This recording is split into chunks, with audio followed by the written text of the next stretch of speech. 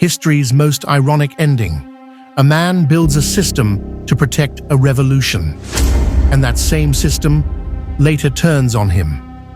France, late 1700s, a country collapsing under its own weight.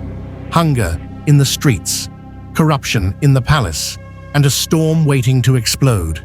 Amid this chaos, a quiet, sharp-minded lawyer rises. Maximilien Robespierre, soft-spoken, disciplined, dangerous only in his ideas. To the people, he becomes a voice of justice, a defender of equality, a man who speaks when others tremble.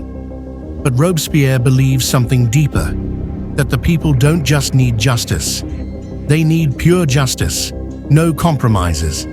The revolution intensifies, the monarchy shakes. Robespierre becomes a guiding star for the angry and oppressed.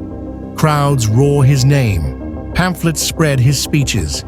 To many, he is hope, but hope mixed with purity. It becomes something sharper.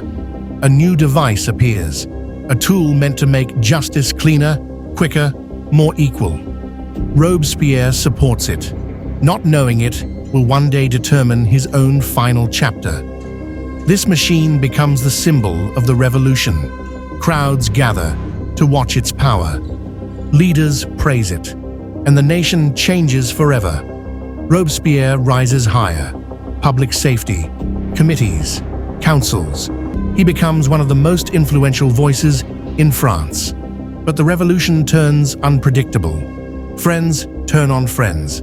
Allies vanish. Suspicions grow.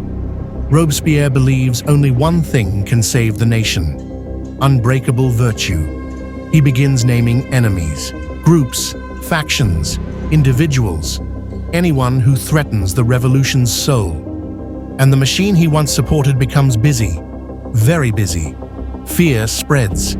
People whisper his name at night. Some admire him, others quietly dread him. Robespierre becomes isolated. Even his closest allies question him. Is he protecting the revolution or controlling it? Public opinion splits in half. Half see a guardian, half see a tyrant. Robespierre doesn't bend. He believes bending means losing France forever. He gives a speech, a powerful one. He hints that he has a list of enemies inside the government. He refuses to name them. Panic spreads among politicians. Anyone could be on that list, anyone. A quiet decision forms behind closed doors. If Robespierre will not step aside, he must be pushed aside. Meetings are held, voices whisper, plans are drawn. Robespierre goes to sleep one night, believing he still controls the revolution. By morning, the revolution controls him. He is declared an enemy. Speeches erupt, alliances break.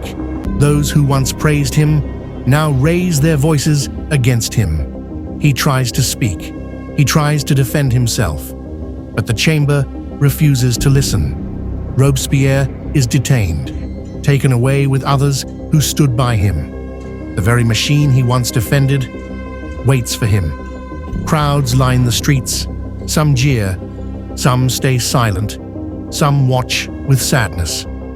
Robespierre's face is calm, not fearless, but accepting. He looks at the device he once called a symbol of justice. Now it has a different meaning. The final moment approaches. France watches. The irony is overwhelming. The machine drops. The chapter closes. The crowd reacts, not with triumph, but with exhaustion. Robespierre's influence vanishes overnight. His supporters scatter.